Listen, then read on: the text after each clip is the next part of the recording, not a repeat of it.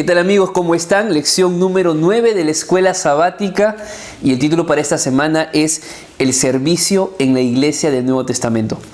Quiero recordarte que puedes suscribirte a este canal activando también la campanita para que puedas recibir novedades bíblicas cada semana.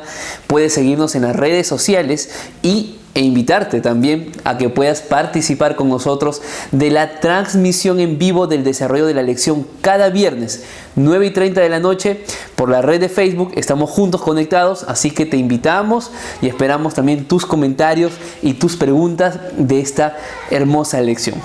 Hoy quiero compartir contigo el bosquejo y aquí vamos.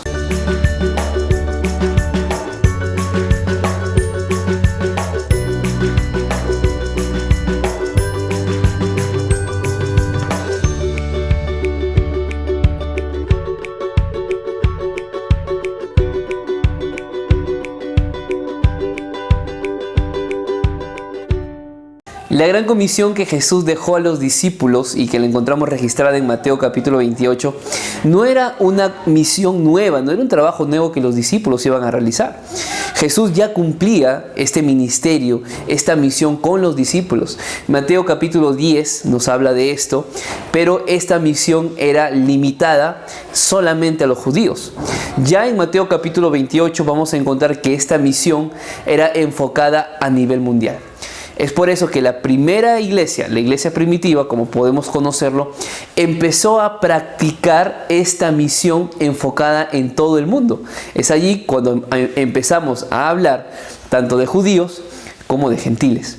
La lección de esta semana nos deja tres grandes enseñanzas. Número 1, el modelo de comunidad que tenía el Nuevo Testamento. Número 2, el papel de los dones espirituales dentro de la iglesia y finalmente la necesidad del Espíritu Santo en esta obra. La Biblia registra en Hechos capítulo 2 versículo 47 que alababan a Dios y disfrutando la simpatía de todo el pueblo, y el Señor añadía cada día a la iglesia a los que habrían de ser salvos. Yo te pregunto, ¿quién no quisiera tener una iglesia donde se multiplique, donde esa membresía, esa feligresía crezca diariamente? El tema es que muchas veces nosotros hemos anhelado esto para nuestras iglesias, pero acá hay dos cosas que mencionar. Número 1, el trabajo de añadir a la iglesia o a la comunidad a nuevos miembros no era un trabajo humano, era un trabajo de Dios. Número 2, la Biblia dice que se añadían, es decir, era un resultado de una vida práctica que ellos habían tomado. Muchas veces nosotros queremos tener resultados en la brevedad del tiempo y a veces no es posible. Saltamos las características, saltamos el modelo bíblico que está registrado en Hechos capítulo 2 y solamente pensamos en bautizar nuevas personas. La Biblia dice que el trabajo de traer a nuevas personas, de añadirlas al grupo de salvos, es un trabajo del Espíritu Santo. ¿Y cuál sería entonces nuestro trabajo? El mismo versículo, y podemos leer quizá unos versículos atrás, versículo número 42, que perseveraban firmes en la doctrina de los apóstoles, en la comunión unos con otros, en el partimiento del pan y en la oración. Vamos a resaltar la frase perseverar. Para poder perseverar tiene que haber un compromiso de por medio. Es decir, esta iglesia estaba comprometida a estudiar la Biblia. Y esta iglesia estaba comprometida a estar en comunión, no solamente con Dios, sino también con el prójimo. Ahora, la palabra comunión, queridos amigos, viene del griego koinonia. Y la palabra koinonia tiene un significado especial. Significa compañero de equipo. Es decir, la iglesia primitiva estaba en amistad. La iglesia primitiva vivía en compañerismo. Por eso es que si una persona tenía necesidad, ellos no tenían problema en vender sus propiedades para atender las necesidades del prójimo. ¿Por qué? Porque había en ellos ese compañerismo. Eran un solo equipo que apuntaban a un mismo objetivo: compartir el evangelio en todo el mundo y haciendo discípulos y bautizándolos. La vida de la iglesia primitiva es una vida y es un modelo de vida que nosotros deberíamos buscarla, tenerla en nuestras iglesias. Mira lo que dice la Biblia en Hechos capítulo 2, versículo 45. Vendían sus posesiones y bienes y los repartían a todos según la necesidad de cada uno. El trabajo de esta iglesia, apreciados amigos, era aquella que Israel no pudo cumplir. ¿Y cuál era esa tarea? Deuteronomio capítulo 15, que no exista pobres dentro de la nación. Sin embargo, Israel no pudo cumplirlo, pero la iglesia primitiva sí. Ahora, la atención a las personas más necesitadas no era solo externa, sino que también era interna. Tú en tu iglesia, ¿conoces algún hermano, alguna hermana que necesite de ayuda? ¿Sabes qué? Muchas veces hemos espiritualizado a la iglesia. Y a tal punto de pensar de que la iglesia es solamente para reuniones, que la iglesia, cuando hablo de iglesia me refiero a los miembros de la iglesia, que la iglesia es solamente para actos de adoración, es para hacer alguna obra, es para vivir en grupos pequeños, y eso es muy bueno. Sin embargo, la obra que Jesús nos dejó es la de predicar el evangelio atendiendo las necesidades de los demás. Es decir, no basta solo con orar por ellos, por aquellas personas que más necesitan. Hay que ayudarles materialmente. Esto es lo que dice la Biblia en el versículo 42. Perseveraban firmes en la doctrina de los apóstoles, en la comunión, en el partimiento del pan y en las oraciones. Ahora bien, en resumen, ¿cuál era o qué características tenía esta iglesia primitiva? Número 1, adoraban a Dios. Número 2, confraternizaban. Número 3, servían a la comunidad. Número 4, discipulaban y como resultado de todo esto, cosechaban. Qué interesante que quizá nosotros, amigos queridos, estamos muy enfocados en adorar a Dios, muy enfocados en confraternizar los unos con los otros dentro de la iglesia, en hacer discípulos, en enseñar la palabra de Dios, pero nos hemos olvidado de servir a la comunidad. Apreciados amigos, nuestro desafío es de adentro hacia afuera. Muchas veces estamos preocupados dentro de la iglesia por el hermano que no vino, pero mi tarea no es preocuparme solamente por el hermano que no viene a la iglesia. Mi tarea también es preocuparme por aquellos que están en la iglesia, porque necesito capacitarlos para que hagan la obra que Jesús encomendó. La lección de esta semana también habla acerca de Dorcas. ¿Quién era Dorcas? Aunque la Biblia no da una gran cantidad de textos bíblicos para hablar de ella, con tan solo un texto bíblico nos es suficiente para entender quién era esa mujer. La Biblia dice en Hechos capítulo 9, versículo 36, había entonces en Jope una discípula llamada Tabita, que quiere decir Dorcas, rica en buenas obras o abundante en buenas obras y en limosnas. Tenía esta mujer dos características. Número 1, hacía buenas obras. Y no algunas buenas obras. Ella abundaba en buenas obras. Muchas veces parece que las cosas que hacemos para Dios en favor de los demás es una, o son dos, o son las que simplemente está a nuestro alcance. Esta mujer que no era adinerada y que tenía problemas de salud, y que porque vamos a ver en la historia que ella después muere, vemos que esta mujer abundaba en buenas obras. ¿Y sabes qué obra hacía ella? La Biblia dice en el versículo número 39, cuando llegó, lo llevaron a la sala donde lo rodearon todas las viudas, llorando y mostrando las túnicas y los vestidos que Dorcas hacía cuando estaba con ellas.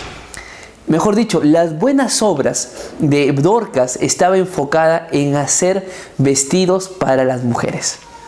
Ojo que con esto estamos diciendo o queremos dar a entender que el cumplimiento de la misión o la práctica de la misión no solamente se da desde un punto de vista bíblico o con estudios bíblicos, sino también desde un punto de vista de dones que Dios te ha dado. Esta mujer hacía vestidos y con esos vestidos vestía a aquellas personas que más necesitaban.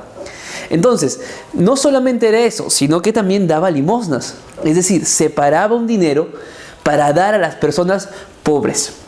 Entonces, la primera característica que vemos en la historia de esta mujer Tabita o llamada Dorcas es que era generosa. Y número 2 es que sabemos que la historia nos muestra que ella muere. ¿Qué quiere decir eso? que ni aún una persona justa, consagrada o servicial estará libre del sufrimiento y de la muerte que padecemos. El tema no es tanto si llegamos a morir o no morimos. El tema pasa por cómo la gente nos va a recordar el día que muramos. Porque cuando ella muere, y como hemos leído en el texto anterior, todas las viudas que habían sido beneficiadas por esta mujer estaban reunidas llorando por la partida de Dorcas.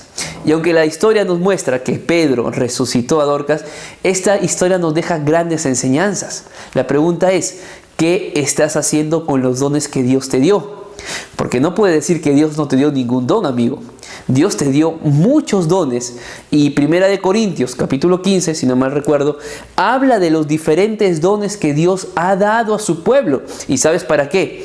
Dice Efesios capítulo 4 versículo 12, a fin de perfeccionar a los santos para la obra del ministerio, para la edificación del cuerpo de Cristo. ¡Qué interesante texto! ¿Cuál es el fin de los dones? ¿Cuál es el fin de los talentos que el Señor te ha dado? Perfeccionarlos para la obra ¿de quién? De los santos. ¿Quiénes son los santos? ¿Solamente los pastores? ¿Quiénes son los santos? ¿Solamente los ancianos? Y aquí no está hablando de santidad en el sentido de que estamos libres de pecado, sino del pueblo que Dios separó para una obra especial. ¿Sabes que el ministerio de la misión, el ministerio del cumplimiento de la misión, no es solo de un grupo? Efesios capítulo 4 versículo 12 deja claro que el cumplimiento de la misión es de toda la iglesia. Quiere decir, querido amiga, querido hermano que hoy me escuchas, la misión o el ministerio es tuyo. Tú debes tener un ministerio integrado a la iglesia con la cual puedas servir a las personas así como lo hizo Dorcas. Y aquí yo hago una pregunta. Si tu iglesia pierde un ministerio, ¿será que la comunidad extrañaría tu iglesia? ¿O es que tu iglesia, allí donde está ubicada, está pasando desapercibido? No sabe lo que ofrece a las personas. Porque si la comunidad, la parte exterior de la iglesia, los vecinos, el mercado, la comisaría, las casas, los hogares, los departamentos, no saben que tu iglesia no está cumpliendo con un ministerio, entonces, ¿de qué forma vamos a llegar a esas personas? Y yo aquí quiero aclarar algo, porque es muy necesario llegar a todas las personas. El tema es que a muchos de ellos vas a llegar con una Biblia en mano y vas a llegar con un estudio bíblico, pero no todos vas a llegar así. Recuerda que el método más efectivo es el método que Cristo hizo. Y claro, el enseñar la Biblia también está dentro de este método. Pero muchas veces intentamos pasar por alto la confianza de la persona. Pasamos por alto en que ellos vean que queremos hacerles el bien a estas personas, que queremos atender las necesidades, y solamente nos enfocamos en llegar a la casa para dar un estudio bíblico. No, queridos hermanos, Dios nos ha llamado para amar a aquellas personas que Dios ha colocado en nuestro medio a fin de que también sean salvas. Entonces, utiliza los dones que Dios te dio. Crea ministerios dentro de tu iglesia que puedas apoyar. Puedes crear un ministerio para niños, música, clases de matemática, clases de inglés. Quizá hay personas adultas que puedes enseñarles cocina, tantas cosas que podemos hacer y que de esas formas también podemos reflejar el carácter de Cristo y enseñarles acerca de quién es Él. Ahora bien, mira, es claro que en la segunda parte de la lección que yo he mencionado necesitamos del Espíritu Santo, porque al final son dones espirituales. Sin embargo, yo quiero centrarme en esta última parte de la lección para decirte que la obra de llegar a las personas y de amarlas es una obra que el Espíritu Santo debe hacer en nuestra vida. Tú y yo, por naturaleza, somos egoístas, somos orgullosos, no queremos ayudar. Allí entra el trabajo que el Espíritu Santo puede hacer en nosotros. Mira lo que dice la Biblia en Romanos capítulo 12, porque Pablo deja algunas dicas, algunos consejos que nosotros podríamos poner en práctica. Por ejemplo, vamos a ver algunos de ellos. Versículo número 8. El que exhorta en animar, el que reparte, hágalo generosamente. El que preside con solicitud, y el que hace misericordia con alegría. Es interesante que podemos hacer misericordias, es decir, podemos ayudar a las personas, pero aquí hay una característica: ayuda de corazón. No ayudes porque alguien te vea, no ayudes porque es un mandato o un trabajo que hay que hacer porque la iglesia te dice, no. Tú tienes que ayudar, tú tienes que servir, tienes que ser misericordioso de corazón, hacerlo con alegría, no debes hacerlo con tristeza. Más adelante la Biblia dice en el versículo 9, el amor sea sin fingimiento. Versículo número 13, practica o contribuye a las necesidades de los santos, practica la hospitalidad. Esta parte es muy interesante porque Pablo no está diciendo que compartamos nuestra aflicción con las personas o que nosotros carguemos con nuestra aflicción a los demás, sino que seamos empáticos a las necesidades de las personas. A veces somos personas muy duras y a veces pensamos de que así como nosotros somos duros, los demás tienen que aprender a convivir con lo que tienen. Ahora, tú no sabes cómo está afrontando ese problema esa persona. Quizá perdió el trabajo, quizá sus hijos, si es un adulto mayor, quizá no recibe un apoyo económico de parte de los hijos. Entonces, hay muchas cosas, amigos queridos, y Dios nos invita a ser empáticos, a poder ser generosos, benevolentes con las personas que más lo necesitan. Veamos un versículo más. Versículo 15 dice, gozaos con los que se gozan y llorad con los que lloran. Nuevamente la imagen de la empatía. Y versículo número 16, sed unánimes, no altivos, sino humildes, no sabios en vuestra propia opinión. Interesante, consejos prácticos de cómo nosotros deberíamos comportarnos como cristianos. Ahora, es bonito la teoría y es bonito saberlo, solo que en la práctica las cosas son muy diferentes. Nos cuesta dejar el orgullo, nos cuesta dejar de ser egoístas. Queremos las cosas para nosotros, nos cuesta ser hospitalarios, nos cuesta ser empáticos, somos personas muy duras, somos personas impacientes, personas negativas. Entonces, ¿cómo yo puedo cambiar esto? Pues la Biblia empieza Pablo en el versículo 1 de este capítulo diciendo lo siguiente: así, hermanos, por la misericordia de Dios, os ruego que presentéis vuestro cuerpo en sacrificio vivo, santo, agradable a Dios, que es vuestro culto racional. Amigos queridos, la obra de ser buenos o de hacer el bien a los demás no nace en nosotros, nace en Dios. Por eso Pablo nos dice, vive para Dios, que tu adoración, tu culto racional, tu vida, tiene que ser una vida santa. Y vida santa, hablamos de una vida lejos del pecado, una vida separada de lo impío y transformada para compartir buenas nuevas. Es decir, la obra de ser buenos, de no dar un amor fingido, de no ser hipócritas, la forma de ser empáticos, de no aborrecer a las personas y mucho más de lo que podemos leer en Romanos capítulo 12, es una obra que nace en el Espíritu Santo, o nace en Dios. Y a través del Espíritu Santo puede moldear nuestro carácter. Eso se llama santificación. Quiere decir que nosotros, al vivir día a día con Cristo, reflejaremos su carácter y ese carácter será llevado a las personas que más lo necesitan.